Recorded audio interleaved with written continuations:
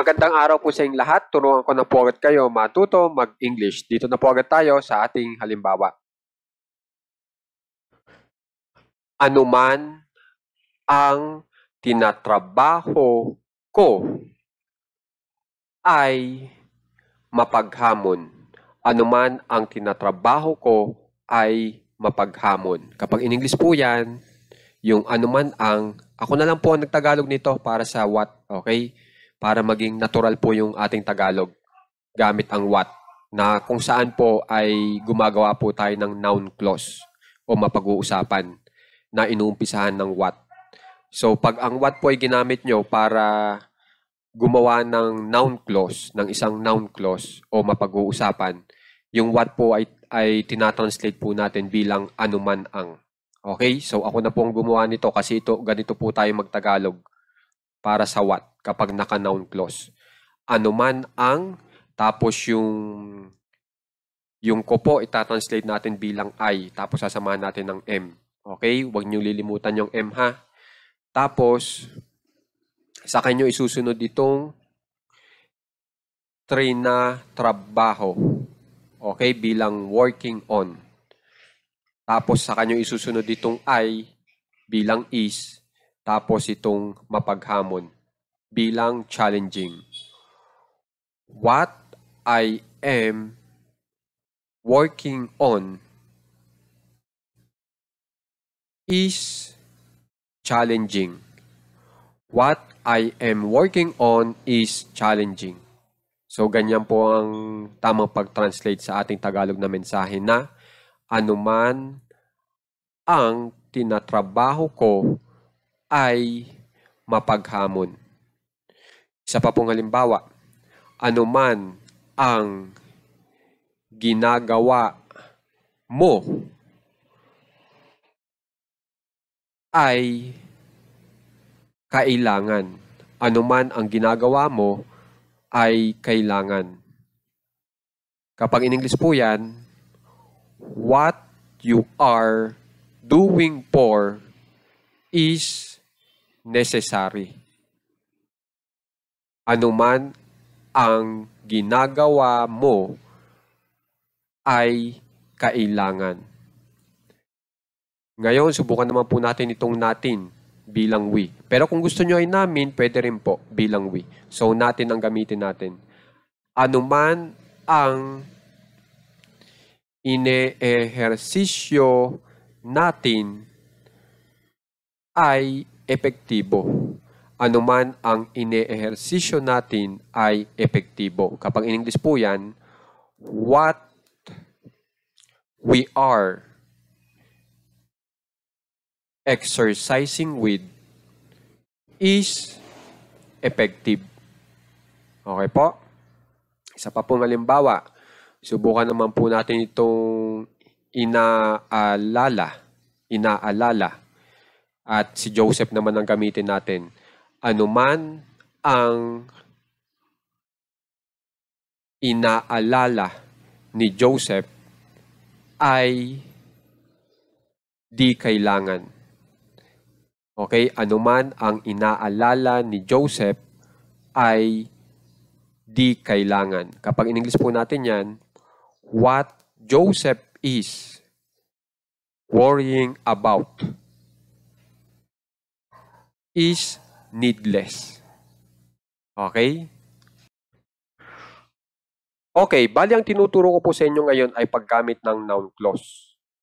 Okay, kung gusto nyo pong gumawa ng mensahe, nagagamit po tayo ng may salitang anuman ang, nagamit na gamit po yan, ito na po yung pwede nyo pagbatayan itong ating pinag-aaralan ngayon. Okay, so yung anuman ang, what. Tapos yung ginagawa, yan yung doing. Tapos yung you, yan yung mo. Okay? Bali po, itong ginagawa pag in English ay doing. May ing yung do natin. At para po maging tama po itong salitang doing, maging tama ang kanyang gamit, kailangan natin partneran po ng linking verb. At ang linking verb pong pinartner natin ay itong are. Okay? So, tatandaan nyo po yan. Oras po na gumamit po kayo ng verb na may ing sa dulo, katulad po nito, may ing sa dulo, dapat po may kasama po yan na linking verb. At ang ginamit ko pong linking verb ay are, na kung saan ang are po ay tamang kapareha po ng pronoun na you. Lagi ko po yan itinuturo sa inyo, na kapag ang ginamit nyo ay are, pwedeng you, pwedeng they, pwedeng we. Diba? So, ang ginamit ko you, so are na linking verb ang gagamitin ko. At pag gumamit po ako ng linking verb na are, yung isusunod nyo pong verb sa kanya, isa pang verb, dapat may ing sa dulo. Kaya yung do natin may ing sa dulo. At kapag tinagalog nyo po yung may ing sa dulo na yan, ito po yung kalalabasan na itong salitang ginagawa. Kasi ito pong may ing sa dulo na verb, ang ibinibigay na impormasyon po niyan ay ginagawa. Yung may isip mo na ginagawa yung action na iyon sa naturang panahon na iyon. Maaaring ngayon o noon. Ito pong ating inaaral ay pang ngayon. So, ang ibig ko lang sabihin ay pag sinabi kong anuman ang ginagawa mo ay kailangan, ginagawa niya talaga. Meron po siyang ginagawa. Pag tiningnan mo siya, may ginagawa siya. Ayun po ang ibig sabihin ng are doing. Ang are po ay nagbibigay senyales na pang ngayon ang ating pinag-uusapan. Okay? At dapat ang isunod mong verb sa kanya, na kung saan ay yan yung mismong gagawin ng ating pinag-uusapan na you, ay dapat lalagyan nyo ng ing. Yun yung requirement para maging tama po yung kombinasyon ng linking verb at saka ng main verb natin. Okay? At kung itatanong nyo, paano mo nalaman yung are, ibinase ko po sa pronoun na you, na lagi ko pong itinuturo sa inyo. Okay po? Tapos, sinundan po natin ng I. Kasi itong noun clause po, pinag-uusapan natin yan. Kailangan pa natin ng iba pang impormasyon para makompleto po yung ginagawa nating sentence. At para makompleto po, kailangan pa natin magdagdag ng iba pang mga salita. Katulad po nitong I bilang is at saka kailangan bilang necessary. Na ito pong kailangan o necessary adjective po yan. Tapos itong is linking verb po yan. So parang anong nangyayari po dito ay subject plus linking verb plus adjective. Okay, sulat ko lang po. Yan, sinulat ko na po. Yung subject natin o pinag-usapan na itong what you are doing. Tapos, isusunod nyo yung linking verb na is. Okay? Tapos, isusunod nyo yung adjective na necessary o kailangan.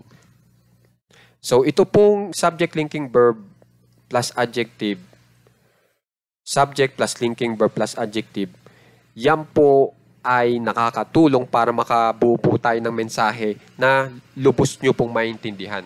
At pag lubos nyo pong naintindihan yung mensahe, ang tawag po doon ay sentence. Okay? Kaya tandaan nyo na po ito, itong subject plus linking verb plus adjective. Na yung subject po natin, ang ginamit ko po ay noun clause na itinuturo ko ngayon. Okay? Nakakagawa po tayo ng noun clause gamit po itong question word na what. Pero, itatranslate po natin yan na pang noun clause. Hindi yung ano na tanong. Kasi pag tinranslate mo yan, itong what na ano, hindi yung ano man ang, di nagtatanong ka na noon. Hindi naman tayo nagtatanong dito sa ating aralin ngayon. Di ba po ba? So, sana naunawaan nyo itong tinatalakay ko ngayon kasi napaka-importante. Kasi alam niyo naman na gamit po itong anuman ang. Di ba po ba? Okay, so balik na po tayo dito. Okay? So, ang tatandaan nyo nga pala po dito ay ito pong itong M ay ginagamit para sa I. Yung R ginagamit sa you, yung R ginagamit sa we, yung R ginagamit sa they. Pagdating sa he, she, ang ginagamit naman po dyan ay is. Tapos pag isang pangalan na particular, pag particular na pangalan ang ginamit nyo, tapos isa lang po yung bilang ng tao, is po. Pero pag Mario and Luigi, R ang gagamitin nyo. Okay? Yan lang naman yung mga dapat yung tandaan. Okay? So, sana makikipractice po itong ating aralin ngayon kasi magagamit nyo rin po ito. Kasi ang nilagay ko rin po dito ay yung mga gamit na gamit. Isa pa pong halimbawa, anuman ang pinamimili nila ay abot kaya. Anuman ang pinamimili nila ay abot kaya. Kapag in English po natin yan, what they are shopping for is affordable. Diba? So, nakakabuo po tayo ng English na mensahe sa madaling pamaraan tapos nakagamit pa tayo ng noun clause. Yan ang kagandahan dito sa ating leksyon ngayon. Okay? So, gumamit po ako ng is dito kasi ang impormasyon na ibinibigay po natin ay ginagawa itong pamimili ngayon. Okay po? So, sana maikipag-aralan ng maigi at maraming salamat nga pala po sa mga subscribers po. Talagang napakalaking tulong po ng ibinibigay nyo. Maraming salamat po talaga. Ganon din po sa mga naglalike at nag-share para makita rin naman po ng iba yung ating channel. Maraming salamat po talaga.